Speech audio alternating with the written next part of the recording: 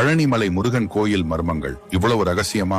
முருகா முருகா என்று அழைக்கும் ஒவ்வொரு தமிழ் உயிரும் சென்று வணங்கும் இடம் பழனிமலை முருகன் கோயில். ஆனா இந்த கோயிலுக்கு பின்னால் மறைந்திருக்கும் சில மர்மங்களை பற்றி உங்களுக்கு தெரியுமா? பழனிமலை முருகன் கோயில் தமிழ்நாட்டின் புகழ்பெற்ற 6 படை வீடுகளில் ஒன்றாகும். இக்கோயிலில் பல மர்மங்களும் அதிசயங்களும் உள்ளன. ஒன்று, நவபாஷான சிலை. உலகிலேயே அதிசயமான இந்த சிலை 9 வகையான மூலிகைகள் மற்றும் மருந்து பொருட்களால் போகர் எனும் சித்தரால் உருவாக்கப்பட்டது.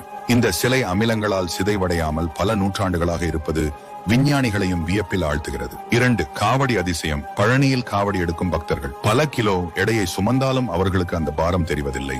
இது வெறும் நம்பிக்கை மட்டுமல்ல, பல முறை உளவியல் ஆய்வுகளில் உறுதிப்படுத்தப்பட்டுள்ளது. 3, அபிஷேக நீரின் குணப்படுத்தும் சக்தி இங்கு செய்யப்படும்.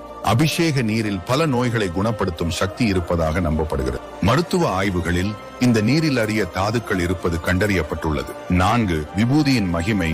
இக்கோயிலில் வழங்கப்படும் விபூதி பல வருடங்களாக கெடாமல் இருப்பதோடு பல நோய்களை குணப்படுத்தும் சக்தியும் கொண்டுள்ளது. 5, 690 படிகளின் மர்மம்.